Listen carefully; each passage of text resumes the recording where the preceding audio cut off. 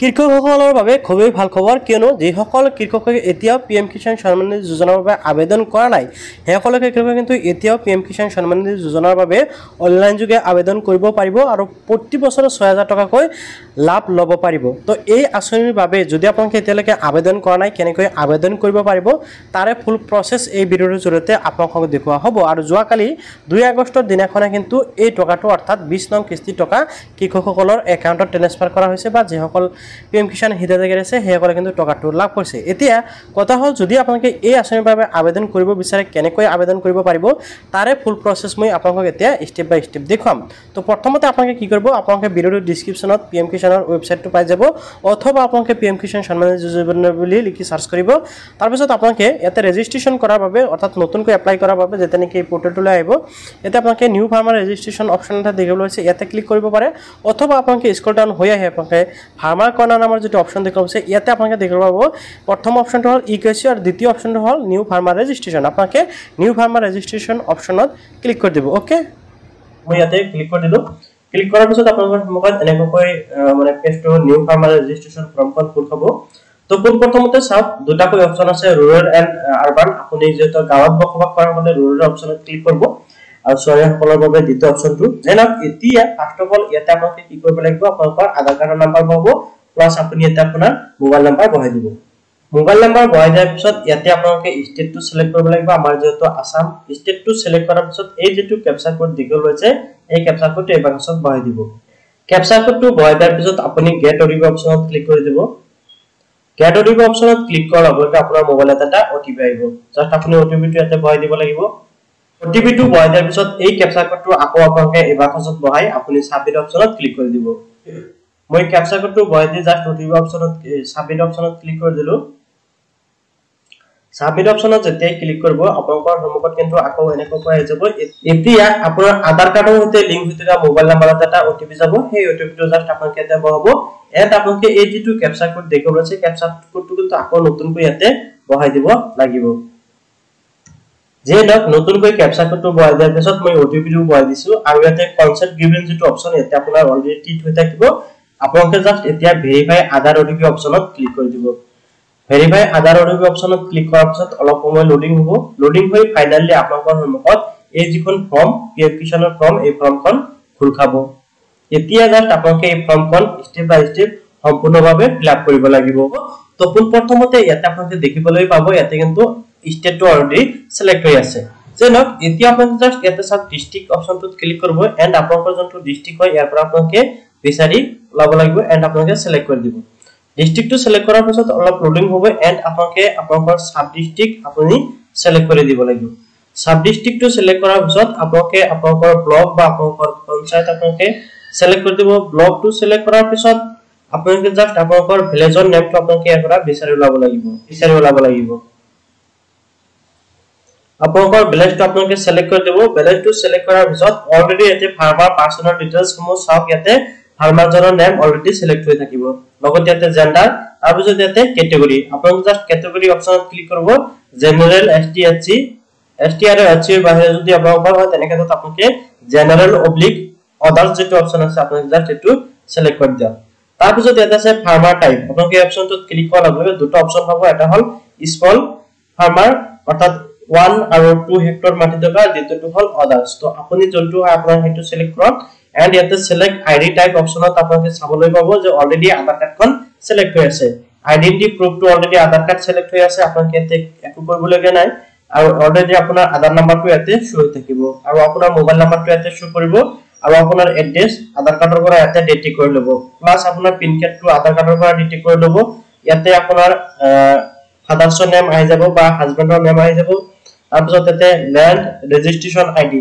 এই যে land registration ID এই বিষয়ে বহুত মানুহে নাজানে যে ল্যান্ড ৰেজিষ্ট্ৰেশ্যন আইডিটো ক'ত পাম বা কেনেকৈ ওলাব পাৰিম। তো ল্যান্ড ৰেজিষ্ট্ৰেশ্যন আইডিটো কেনেকৈ ওলাব এই বিষয়ে মই এতিয়া আপোনালোকক দেখুৱাই আছো। আপোনালোকে আন এটা ব্ৰাউজাৰ ওপেন কৰিব, ব্ৰাউজাৰ ওপেন কৰি আপোনালোকে জাস্ট লিখিব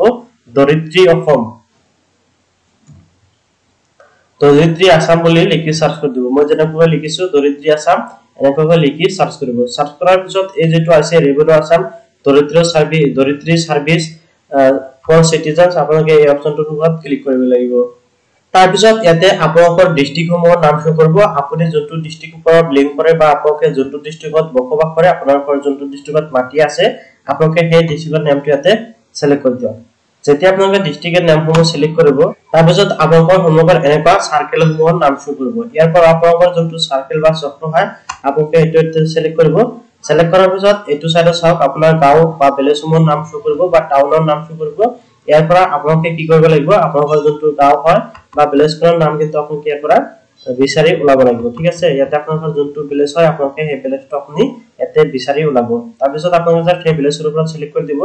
সিলেক্ট কৰাৰ পিছত আপোনালোকে নেক্সট পেজলৈ লৈ যাব এতিয়া চাওক আপোনালোকে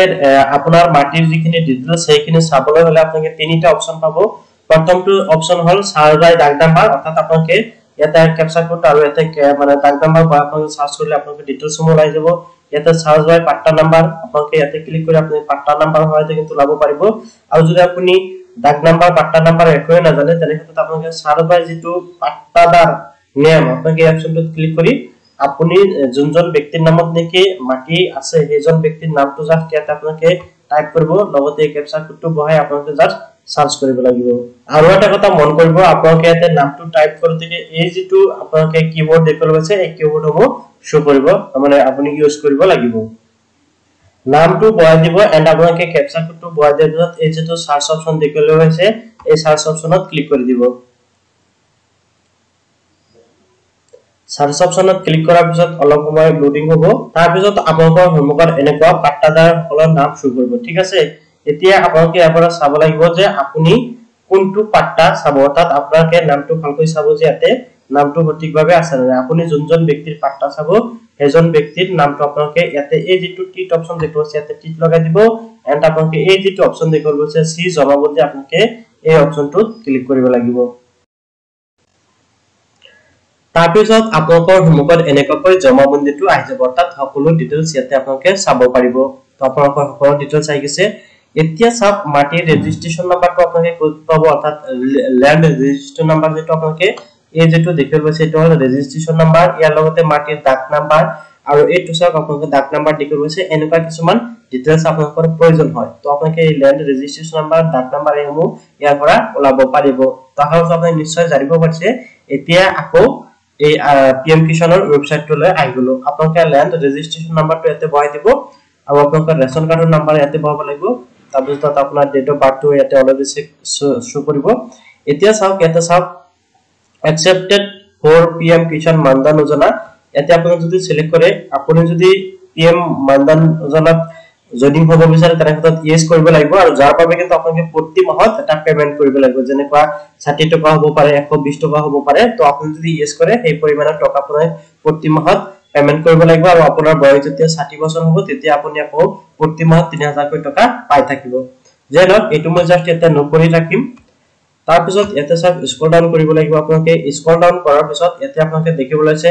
ওনাৰশিপ ল্যান্ড হোল্ডিং এতে সিঙ্গেল এন্ড জয়েন্ট আছে আপুনি যদি আপোনাৰ নিজৰ নামত জাস্ট আপোনাৰ নিজৰ নামতে মাটি আছে সিঙ্গেল তেনে ক্ষেত্ৰত আপোনালোকে সিঙ্গেলত কনেক্ট কৰিব আৰু যদি জয়েনিং আছে তেনে ক্ষেত্ৰত জয়েনিংত ক্লিক কৰিব যেনক আপোনালোকে সিঙ্গেলত ক্লিক কৰি দিয়ক সিঙ্গেলত আপোনাৰ যেটো হিচাপত ক্লিক কৰিব ক্লিক কৰাৰ পিছত আপোনালোকে এই যেটো এড অপচন দেখিব লৈছে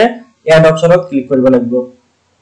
এড অপচনত ক্লিক কৰাৰ লগে লগে কিন্তু আপোনাৰ ডিটেইলছ সমূহ অৰ্থাৎ মাটিৰ ডিটেইলছ সমূহ ইয়াতে দিবলৈ দিছে প্ৰথমতে এটা আছে খাতা নাম্বাৰ তাৰ পিছত ইয়াতে ডাক নাম্বাৰ আৰু এই ডিটেইলছ সমূহ আপোনালোকে ক'ত পাব সেই বিষয়ে মই অলৰেডি দেখুৱাই দিছো আপোনালোকে আপোনালোকৰ জমাবন্দীখনত কিন্তু পাব যদি আপোনালোকে অনলাইনৰ পৰা জমাবন্দীখন ডাউনলোডিং কৰিব নোৱাৰে তেনে ক্ষেত্ৰত আপোনালোকৰ ঘৰত যদি আগতীয়াকৈ জমাবন্দীখন আছে সেই জমাবন্দীখন চাইও কিন্তু আপোনালোকে ইয়াতে এপ্লাই কৰিব পাৰিব তাৰ পিছত ইয়াতে মাটি কিমান পৰিমাণৰ আছে এটো বহাই দিব তাৰ পিছত ইয়াতে সব ল্যান্ড ট্ৰান্সফাৰ ষ্টেটাস আপোনালোকে যদি মাটি ক্ৰয় কৰিছে আগতে এই ষ্টেটাসটো ইয়াতে সিলেক্ট কৰিব লাগিব প্ৰথমত আছে বিফৰ 1/2/2019 যদি আপোনালোকে 2019 ৰ আগত আৰু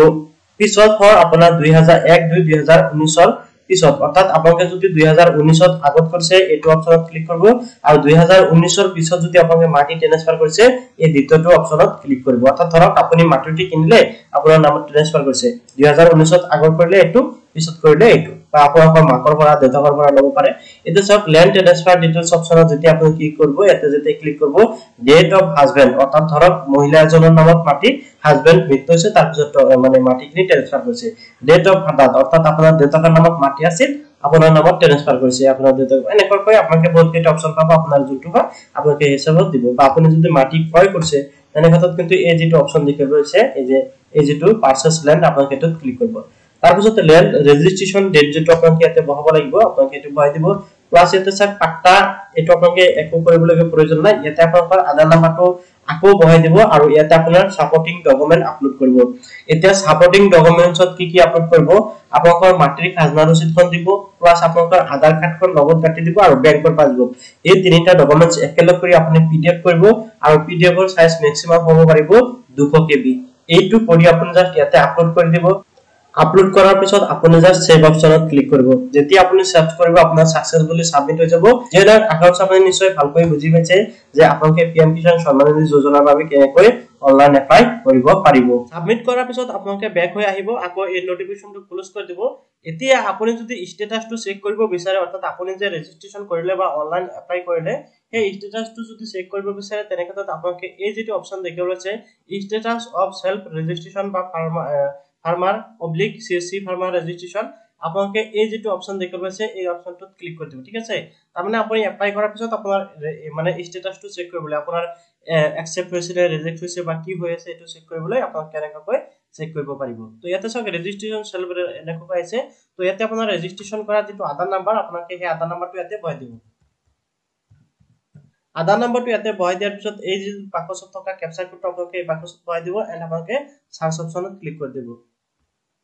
মই ইয়াতে আধাৰ নাম্বাৰ এন্ড ক্যাপচা কোডটো বহাই দিছো এতিয়া জাস্ট এই সাৰ্চ অপশনত ক্লিক কৰি দিম সাৰ্চ অপশনত ক্লিক কৰাৰ পিছত কিন্তু আপোনালোকৰ সকলো ডিটেইলস ইয়াতে শো কৰিব ইয়াতে আপোনাৰ আধাৰ নাম্বাৰ ইয়াতে নাম ইয়াতে মোবাইল নাম্বাৰ তাৰ পিছত ইয়াতে আপোনাৰ বাকি ডিটেইলস কিনে আহি যাব ডিস্ট্ৰিক্ট ষ্টেট এইবোৰ শো কৰিব লগতে আপুনি কিমান তাৰিখে এপ্লাই কৰিছে আপোনাৰ একসেপ্ট হৈছে নে ৰিজেক্ট হৈছে সকলো ডিটেইলস কিন্তু ইয়াৰ পৰা আপোনালোকে শো কৰিব ঠিক আছে আপুনি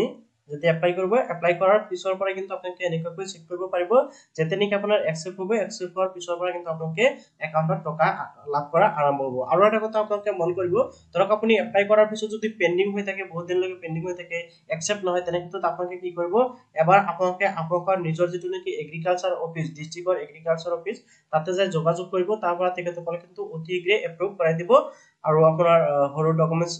আৰু আপোনাৰ অতি সহজে কিন্তু একসেপ্ট হ'ব এন্ড আপোনালোকে টকা পোৱা আৰম্ভ কৰিব তো আশা কৰোঁ আপুনি নিশ্চয় ভালকৈ বুজি পাইছে যে কেনেকৈ আপোনালোকে পিএম কিষাণ সম্মান নিধি যোজনাৰ বাবে অনলাইন এপ্লাই কৰিব পাৰিব ইয়াৰ বাহিৰতো যদি আপোনালোকৰ কিবা জানিবলগীয়া থাকে নিশ্চয় কমেন্টত জনাব পাৰে মই আপোনালোকক সহায় কৰিবলৈ চেষ্টা কৰিম তো ফ্ৰেণ্ডসকল আজিলৈ জাস্ট ইমানেই পাইবা